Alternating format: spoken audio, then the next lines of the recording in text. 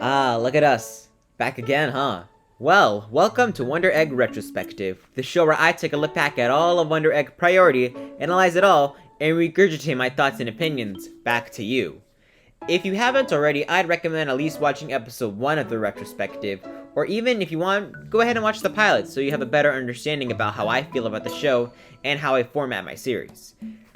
But to catch you up to speed, last time I tackled the first 2 episodes of the series, and I believe that just those 2 had helped set the foundation of the series and its themes, and that episode 3 was just really good leftovers. And in a way, I was both right and wrong. I still think that episode 1 and 2 are great foundation and setting pieces, and that you don't need 3 episodes to decide a show's overall potential. But episode 3 and 4 do not only wrap up our main cast, but adds more of what episode 1 and episode 2 had to offer. Kinda like leftovers, right? But like leftovers, when they're heated up, they have a lot more to offer with flavor and things you may not have noticed before. So without further ado, this dream world feels awfully bland. It feels like I'm behind a green screen. I mean, this is my world, right? Can't I decide how it looks? That's better. Now, back to your regularly scheduled overanalyzing. I don't know what it is with Wonder Egg and its cold openings, but goddammit, it works with setting a mood. And in a way, it helps set the focus on a certain theme or someone. In this case, it's someone, and that someone is Rika Kawai. In her minute-long introduction, we already have the base information for what type of character she is. Someone with an outgoing front, only for it to hide a more jaded center, both with stellar character acting and voice acting. I also realized that this one shot of Ai putting another egg in her pouch is like the only instance of reused animation I've noticed. Yeah, seriously. I think that's just a me thing, but still. And I find Ai and Rika's first actual interaction to be a good show what type of character they both are. Ai is caring for someone who might be injured, and even if they're pretending to be such, she doesn't allow that to define who they are as people. Rika, however, is a lot more outspoken, sometimes speaks over others or tries to change the conversation for someone else.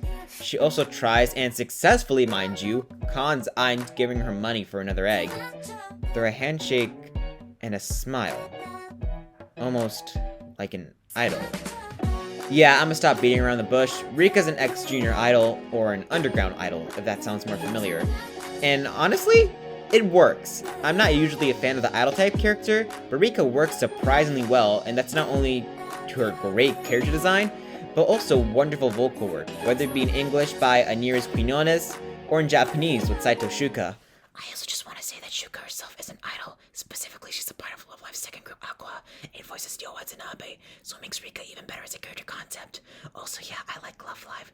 Don't worry, I'll make a Love Live video soon. I already got a concept in mind. I also love how Naru smiles when she sees Ai in her view, but immediately returns to frowning as soon as she sees Rika and how she interacts with others. That's some really good indirect character development, and, well, in general when she first interacts with Rika. And honestly, who can blame her? Rika's brash, self-absorbed, and overall kind of invasive personality can be a bit much. Such as how she talks to the native doctor, constantly giving Ai her money, invades Ai's personal space, both worldly and physically, and how she treats others as background dancers, or sees them as ugly or lower than her, or a select person, or wallet. Yeah, now that I think about it, Rika's kinda iffy as a person when we first meet her.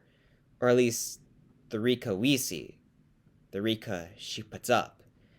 Now, before I continue, I know there's that scene people want me to talk about, but honestly, I'm not going to talk about it now. I'll save it for next time when I have to talk about episode 6. Don't worry, I'll get to him. Don't worry. So after the kinda awkward and hard to watch roll cake scene, you'd think that Rika is the Wonder Egg universe equivalent to BoJack Horseman. But no, that's a facade. Rika's aware of the things she says. She allows her grief to manifest in her, whether it be in the way she talks, or how she treats others, or even how she treats herself. This is how we can build up the dramatic irony for Ai. We can build up her distaste and her annoyance for Rika, until we get the result of said build-up in the lighthouse scene. Oh yeah, I guess I should talk about the Dream World sequence for a little bit. Well, this has all the things, outside of the personal bits, we expect from Wonder Egg. Beautiful landscapes in Rika's flower garden, fluid and exciting action, some animation cuts even being visually provided by Studio Trigger, and this time, a pair of egg girls, Miko and Mako, who feel like they came right out of a Trigger production themselves. Oh yeah! And introspective dives to not only the egg girls, but also the bearer of said eggs. ああ、大丈夫。これは自前だから。若気のなんちゃら。ちえみちゃんのこと、ちゃんと教えて。売れないアイドルの握手会なんてシュールなのよ。少ない人数がぐるぐる何度も回る。ちえみはね、バカ。それこそ何周も何百周も私のために。お小遣いもお年玉も全部当然みたいにニコニコして私に。お金持ちの金づるだって信用してたのにさ。ある日、街で万引きしてるの見つけた。それを監禁してたのよ。私は嫌だった。だからファンと友達になんてならないって。第一、デブは一緒にいたら恥ずかしいから無理って。もう来ないでって。その後他のファンの子が教えてくれた。ちえみが死んだって。骨と皮のミイラなの。まるで。忘れたくても忘れられない。こんなのちえみじゃない。And thus, I, the therapist, was born, or as I like to call her, Therapist Oto. But, jokes aside, this is also an important moment for Rika, and makes certain lines just hit more. You know that promise she made in the bathtub? The one that she said she'd stop? She promised? Yeah, she stopped to get Chiemi back. That was who she promised to.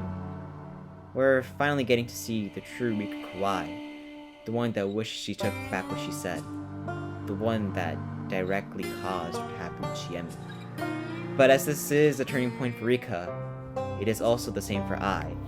If episode 2 was setting the foundation for it, then episode 3 solidified the ongoing mystery of who exactly Koito Nagase really was, and even if she was a good person. I should also say something. Rika directly caused Chiemi's death, where I believes she indirectly caused Koito's. As much as I love Rika as any other person does, we should not just put that whole thing under the carpet. Rika doesn't, so neither should we. And so the fight continues as it should after the more personal bits. We get our next Wonder Killer, Sachiko, a critique and/or look at obsessive fans for, well, anything to be honest, but I guess for the context of the show, musicians and idols, and how they are even willing to die for them when the artist himself has already passed. And the fight ends on a major cliffhanger, Rika turning into stone and the fate of I and the egg girls unknown. But yeah, that's episode 3, the ultimate leftover episode that's worthy enough to be its own thing, to where I don't think it deserves to be called a leftover episode anymore, but instead, a great pick-me-up episode. It continues to give you what you like, but adds its own things to make it its own and supplements to the things you already like. And I think that helps make the show just really well-paced. In its beginning, at least. I hope it continues for the remainder of it. But it looks like we now have 3 of our 4 main leads. There is only 1 more remaining. So let's not waste enough time and let's get to meet her, huh?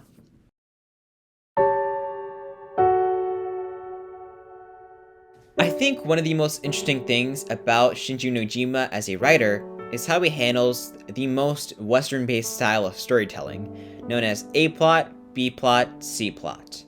In most anime that I've watched, they've always had a singular A-plot that moves the main story along, and although there are technically B and C plots, they are mostly used for character drama and always have some connection to the A-plot, so they aren't exactly their own thing. Wonder Egg, on the other hand, makes its A-plot and B-plot noticeable from each other. The B-plot of episode 4 continues where episode 3 left off, putting a cap to that specific episode's conflict. But the A-plot introduces our final girl of the Wonder Quartet, Momoe Sawaki. Or Momotaro? Yeah, Momoe is an interesting character. so I'll deep dive into her later on, but she'll also probably receive her own individual character analysis video. God, now that I think of it, I could give everyone their own individual video outside of the retrospective, since this is indeed a review and an analysis. I can't exactly take a moment out of your time just to, ramble on about a character.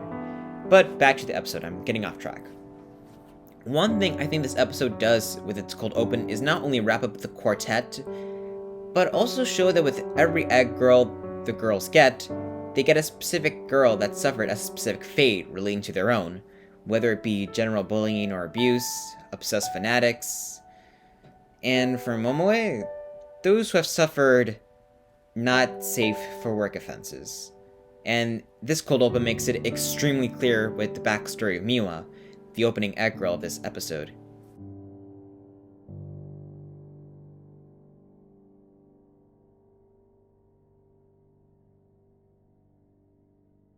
Just to go on a small tangent, I know that there are other anime that tackle these topics as well, and in great fashion, but Wonder Egg manages to tackle these themes without any form of romanticization or treating it like it's no big deal.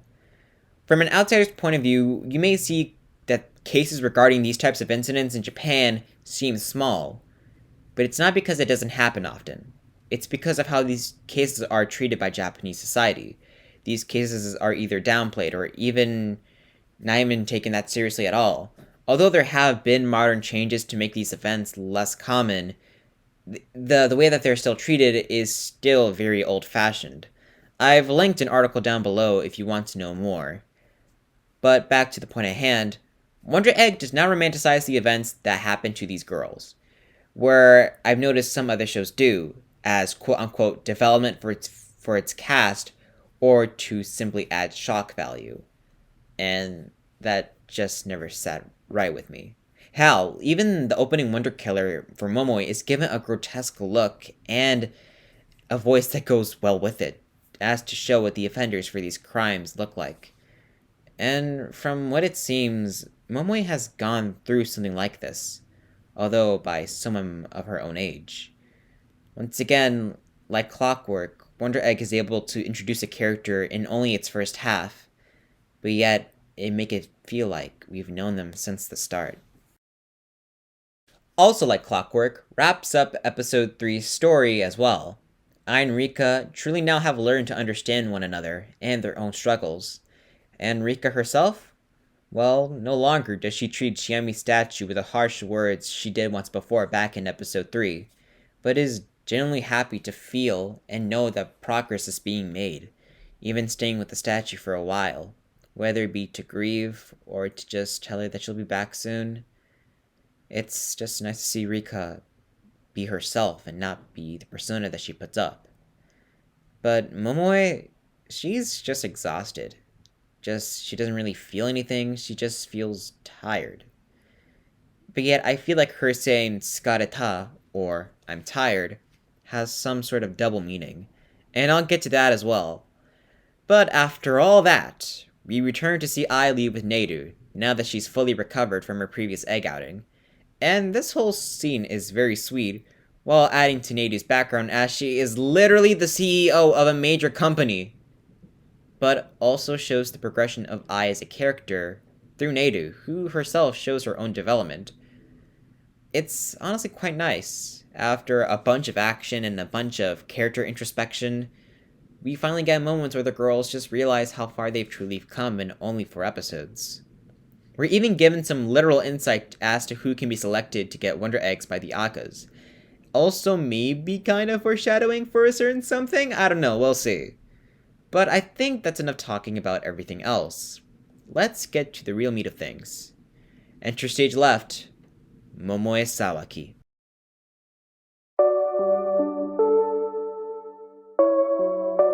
You know something? LGBTQ plus representation back then, before the modern era of media, used to be very hard to find. And even when you did find it, it would have been very bare bones and never really be the focus, usually only being used for a very irrelevant side character. Or hell, maybe they would have been promoted as a central character and be important to the plot, only to have like one scene and that would be it. but when you did find actual good or even well-implied representation, you felt heard. You felt seen. And I think, for many, Momoe Sawaki was that moment.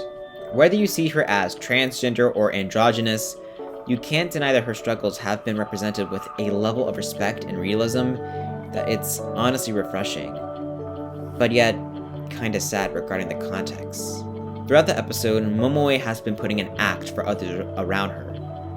She becomes a boy for Miwa, and that visually makes her uncomfortable, especially when Miwa states she has broad shoulders, and Momoe just looks with this I know face.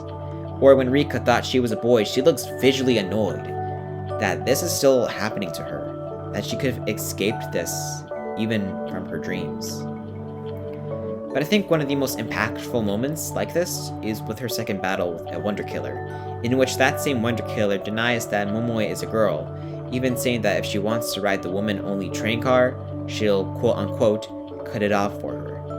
And you can visibly see her struggle to admit that she is in fact a girl, but yet when Momoe does, it's powerful. But yet, the next scene afterward, she goes back to admitting that she's having trouble stating that. She even says, "Don't you think a masculine style fits me better?" That hurts to hear, especially when you consider that there are people that actually go through stuff like this and have to fit into the visual standards that society makes them go through. It's kind of really hard to take in at once. But yet, to be told that regardless of how she looks, she's still a girl that the Egg Girl fell in love with. And that simple declaration, it brings back memories. The same memories from the nurse's room from before. And after that, she returns to the statue, telling Haruka that there are other girls that like her as a girl. But yet, she's once again reminded of that memory, and the possible reason as to why Haruka's gone, because of her. So, when we reach the final scene of episode 4, the strip mall, and to see Momoe finally meet the sunflower without even knowing, she at first tries to start with Boku, or the male version of I, but then she looks more and more distraught, until you can hear her voice audibly breaking and shaking as she asks, "Right now, how do I look to you? Like a crying girl. A crying girl who looks like a model." For the first time in perhaps forever since Haruka, Momoe Sawaki's identity, the identity that she wants for herself, has been validated. She's seen as a girl.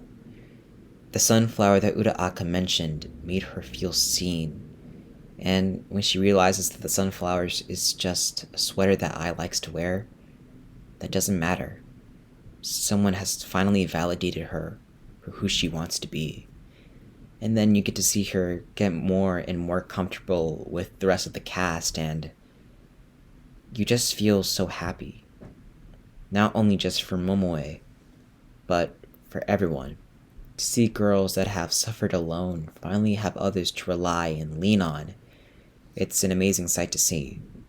To see a shut-in finally begin to return to interacting with others and making friends when she thought she never would. To see a girl who perhaps had no value for her own life understand what it means to be validated by others for existing.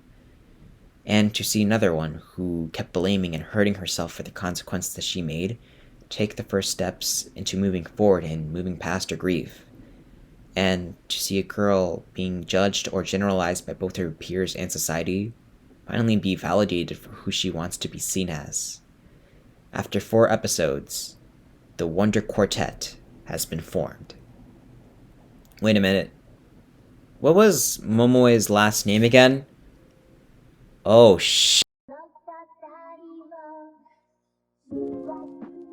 And so, another 2 episodes done. And to be honest, if the show was an OVA series and this was the finale, I'd be content. But of course, it is not. But still, regardless of how long the show is, episodes 3 and 4 are still great character-focused episodes. which do not only provide the standard that Wonder Egg has made for itself, but manages to make both episodes both thematically and narratively unique from one another, that it warrants individual rewatches of these episodes, in either just like watching the series as a whole or just because to watch an episode. And in a way, we can count these first 4 episodes as the first arc of the series. And if I were to rank it as such, altogether, it'd be a 10 out of 10. And the individual episodes themselves too, 10 out of 10. But what's for next time? Well, we finally have some downtime with the girls for once, while finally seeing an aspect of narrative we haven't exactly seen yet. And we begin what I like to call the Path to Betterment arc. Until then, this has been Wonder Egg Retrospective. Oh, look at that! I found an egg in my pocket. I found an egg in my pocket. Hey, wait a minute.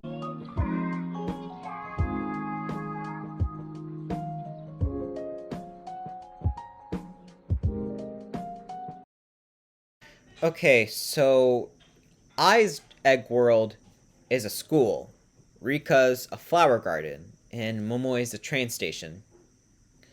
So, what's Neiru's? Yeah, this is a safety hazard. I can see why she got injured.